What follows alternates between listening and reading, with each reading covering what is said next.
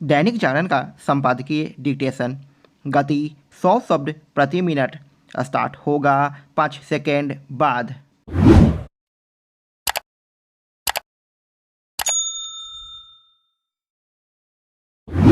Start. बीते कुछ समय से शायद ही कोई दिन ऐसा बीतता हो जब किसी कांग्रेस नेता के पार्टी छोड़ने की खबर न आती हो। गत दिवस गांधी परिवार के करीबी माने जाने वाले पूर्व केंद्रीय मंत्री सुरेश पचौरी समेत मध्य प्रदेश के कई कांग्रेसी नेता भाजपा में शामिल हो गए। इसके पहले गुजरात, असम, महाराष्ट्र और यहाँ तक कि केरल के भी नेता कांग्रेस छोड़कर भाजपा में शामिल हो चुके हैं। एक के बाद एक नेताओं के कांग्रेस छोड़ने का सिलसिला यही बताता है कि उन्हें पार्टी में अपना भविष्य नहीं दिख रहा है। यह स्थिति एक ऐसे समय कांग्रेस की दयनीय दशा को बयान करती है जब आम चुनावों की घोषणा होने ही वाली है। कांग्रेस में भगदड़ की जो स्थिति है वह चुनावी हवा बनाने के साथ यह भी रेखांकित करती है कि पार्टी नेतृत्व अपने नेताओं को प्रेरित नहीं कर पा रहा है। इसके लिए सबसे अधिक दोषी राहुल गांधी और उनके इर्द गिर्द के लोग हैं जो भाजपा एवं मोदी सरकार को चुनौती देने के नाम पर घिसे पीटे बयान देने में लगे हुए हैं। राहुल गांधी के पास जातीय जनगणना को जरूरी बताने मोदी सरकार की ओर से अडानी अंबानी के लिए काम करने और युवाओं एवं गरीबों की अनदेखी करने के आरोप लगाने के अलावा और कुछ कहने को नहीं है।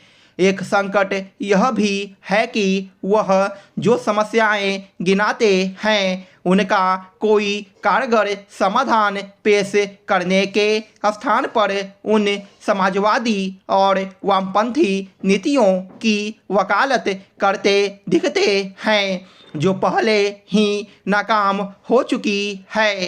कांग्रेस छोड़ने वाले नेताओं की बढ़ती संख्या केवल पार्टी के कमज़ोर भविष्य को ही बयान नहीं करती बल्कि यह भी कहती है कि इन नेताओं के लिए विचारधारा की राजनीति का कोई विशेष मूल महत्व नहीं रह गया है और वे राजनीतिक रूप से प्रासंगिक बने रहने के लिए ही किसी दूसरे दल और विशेष रूप से भाजपा की शरण में जाना आवश्यक समझ रहे हैं।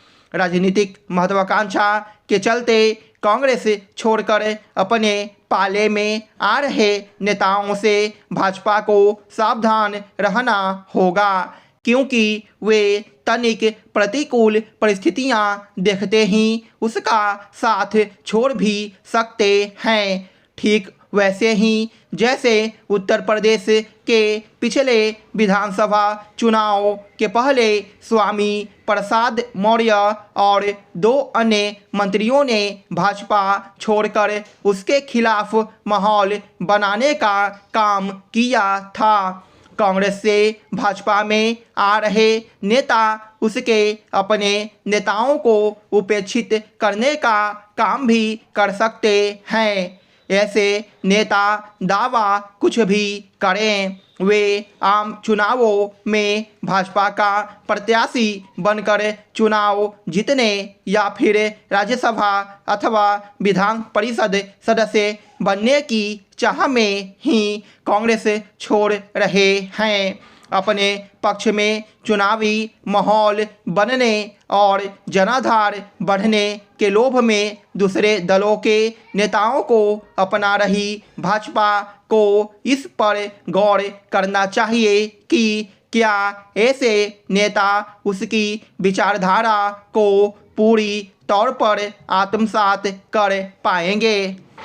बिहार में वैकल्पिक ऊर्जा को प्रोत्साहन न केवल पर्यावरण हित में है अपितु इससे बिजली की उपलब्धता भी आसानी से हो सकेगी।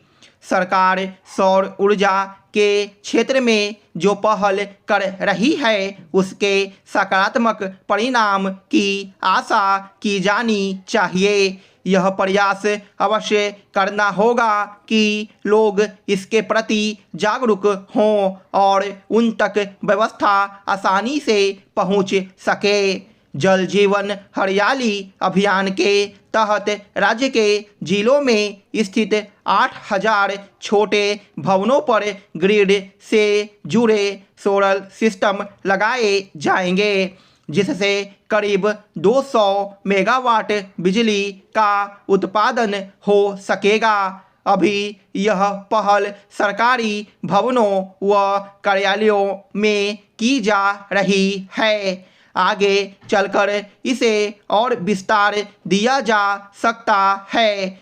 समाहरणालय आदि कई परिसर में ये पहल से हैं। इससे सौर ऊर्जा से ही विद्युत आवश्यकता पूरी हो सकेगी। इसी बिजली को उत्पन्न करने में पर्यावरण को जो नुकसान पहुंचता है उसमें भी कमी आएगी। कोयले जैसी खनिज संपदा की भी बचत हो सकेगी। जो भी खनिज संपदा है उसका भंडार सीमित है, इसलिए यह आवश्यक है कि उसकी क्षमता को देखते हुए उसी अनुरूप वैकल्पिक व्यवस्था भी अभी से की जाए ताकि भविष्य में संकट का सामना नहीं करना पड़े।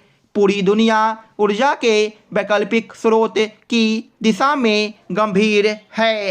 राज्य सरकार का दूरगामी सोच एक सराहनीय पहल है जिससे पर्यावरण को होने वाले नुकसान से बचाने का प्रयास भी सम्मिलित है। जल जीवन हरियाली अभियान का उद्देश्य भी यही है कि पर्यावरण संतुलन को बनाए रखा जाए। अभी विभिन्न छोटे बड़े कार्यालयों से लेकर स्कूल आदि में बिजली की समस्या है, जिसका निराकरण इससे आसानी से हो जाएगा। उन्हें जब सौर ऊर्जा सिस्टम से आच्छादित कर दिया जाएगा तो उपयोग के बाद की शेष बिजली ग्रिड को चली जाएगी, जिससे अन्य जगहों पर भी आपूर्ति की जा सकेगी। यह व्यवस्था आम जन के लिए भी की गई है और कई लोगों ने इसका लाभ भी उठाया है। स्टॉप।